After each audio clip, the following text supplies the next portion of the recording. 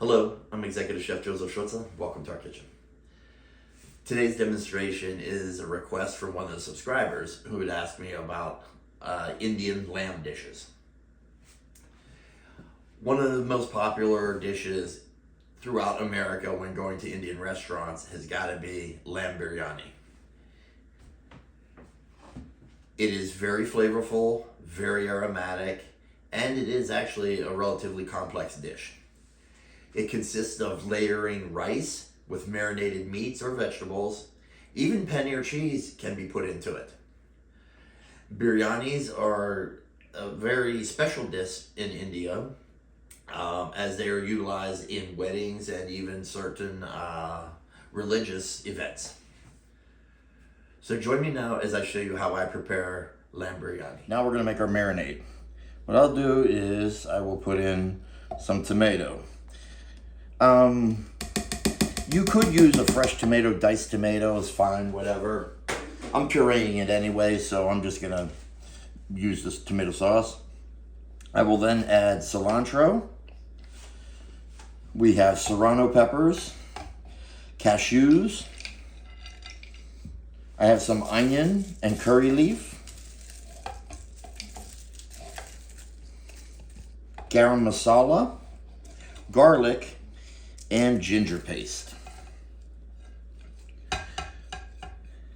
Talk about the mother of all aromatics. There's so much going on here, it smells incredible. So now let's get that pushed down into our processor. And last but not least, let's add a little lime juice.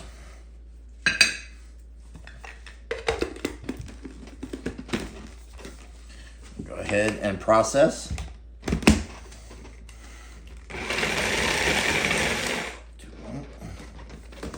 Go ahead and take a look at it. Nice and thick. I'm going to go ahead and give it about another minute.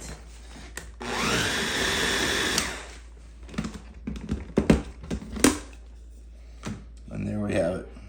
So now let's take our paste. Go ahead and put that into a bowl. Let's add our sour cream. I'm sorry, not sour cream, yogurt. We're adding yogurt, not sour cream. Let's go ahead and give it a quick turn. Now is where I like to add my dried fruit.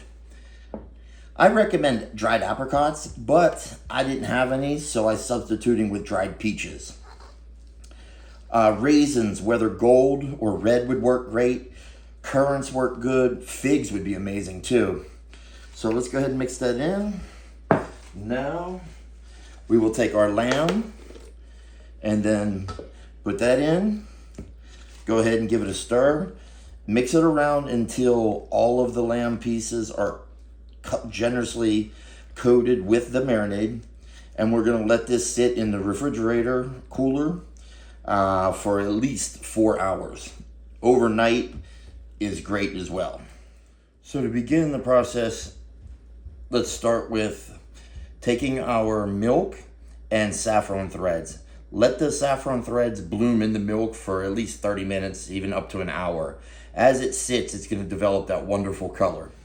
Well, now that our lamb has marinated, I'm going to go ahead and preheat a sauce pot over medium-high heat. And I'm going to add a little mustard oil. Feel free to use ghee or olive oil or blended oil, olive oil if you like. And now I'm going to take my lamb with the marinade and we're going to go ahead and put this into the pot. We're going to bring it up to a simmer and we're going to allow it to cook for about 20 to 30 minutes. Now at the same time, as with cooking basmati, you always want to rinse your rice. So in cold water, we're going to take this under the sink and we're going to rinse it and drain it 4 or 5 times or as many times as needed until the water runs off clear. Once the water comes off clear, drain all that water and then fill it with water again, 2.5 cups worth, and allow it to sit for 15 minutes. Well, now that our lamb has been braising for about 18 minutes, I want to go ahead and add the potatoes to it. Let's go ahead and give that a stir. And then for the final 10 minutes of the cook, for the lamb, these potatoes will par cook. Now that our lamb is braising, let's go ahead and get our rice drained from the soak. And then we're gonna put the fresh water in, 2.5 cups, with a 1.25 cup of rice.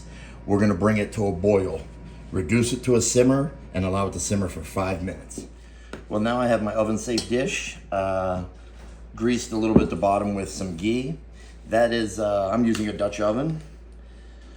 So let's go ahead and spread some rice across the bottom. Nice even layer.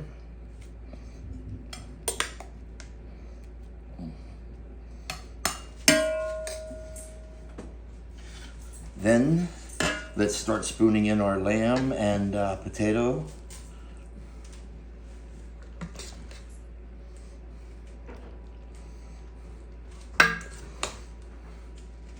You could do fried onions as well. And then this is the part where I would put the fried onions.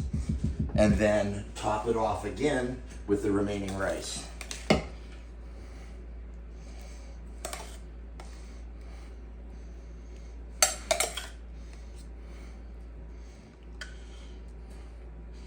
And allow this to sit for a minute. And there's one more step to do. I have my non-stick saute pan over medium-high heat. Gonna add some ghee. And now I want to add my aromatics. Cinnamon sticks, bay leaves, green cardamom that has been slightly popped, and cumin seed. We're gonna begin to saute these until they start to fry. Well, here they are, beginning to sizzle. And it's very aromatic, pulling all those oils out of those spices. Now we're gonna go ahead and add our milk with the saffron. Let's go ahead and give this a little stir, and we're gonna let this come up to a little bit of a simmer. As soon as it simmers, we take it and drizzle over top of our rice.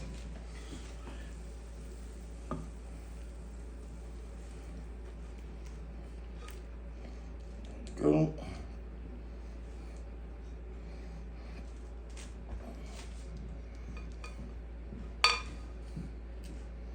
Spread these out a little bit. Don't want it all concentrated in one spot.